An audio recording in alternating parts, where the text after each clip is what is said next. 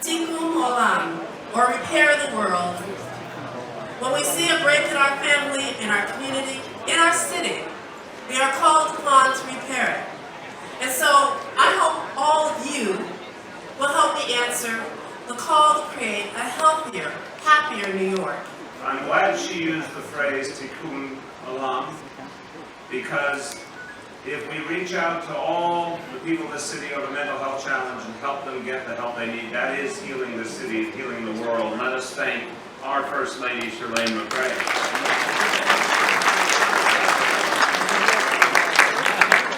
Tonight we celebrate the extraordinary Jewish heritage of this city.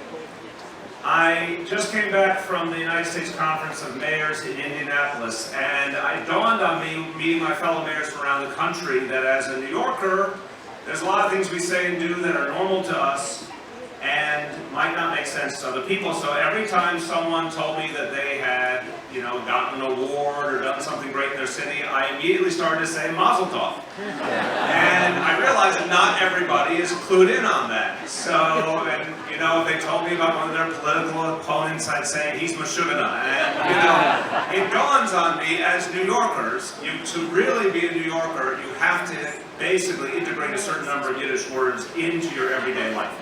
As one small example of the power of the Jewish heritage of this city, what an impact over hundreds of years in making this the greatest city in the world. Now, I do not think we have to debate that we're the greatest city in the world.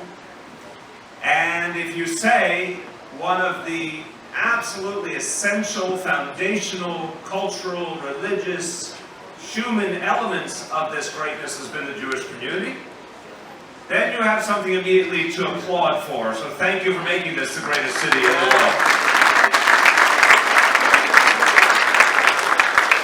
Now, this is where I do my boastful statement that I like to do. Some of you have heard it, some of you haven't, but as recently as last year when I was in Israel, I like to do a thing where I talk to the mayor of Jerusalem, in this case Mayor Barkat, and the mayor of Tel Aviv, in this case Mayor Hudai, and I like to remind them in a kind of ribbing way that within the city limits of Tel Aviv, within the city limits of Jerusalem, there are not as many Jewish people as in the city limits of New York City. And it's very embarrassing for them, but I do it every single chance I get. So this is the city on this great earth with the largest Jewish population, any city in the world. We're it.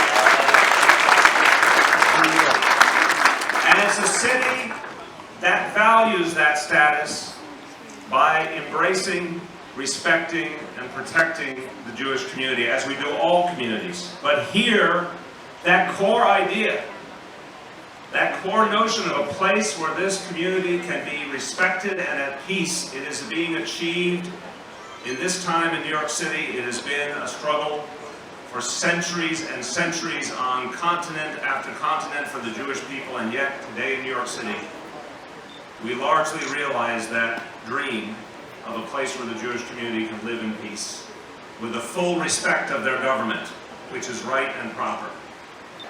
I'm grateful for the opportunity that was given to me to serve you. I said it before, the privilege of serving Israel in New York stems from one very simple fact. In New York, Israel is a local story, just as in Israel, New York is a local story. Thank you for honoring me. God bless you all. Tell me how proud you are of your son for what he accomplished. A lot. He saw the people, how they admire Ido, and he gave me a heart in this job. But 25 years in the foreign affairs. Oh yeah, it is. I don't have that moment. Go on, Yeah, you know. All right, so what's he going to be doing in Israel? Oh really? Oh. Oh, We'll take rest a little bit, and after Yeah. that we'll continue. Yeah. Thank you. Thank you Thank very you. much. Thank you.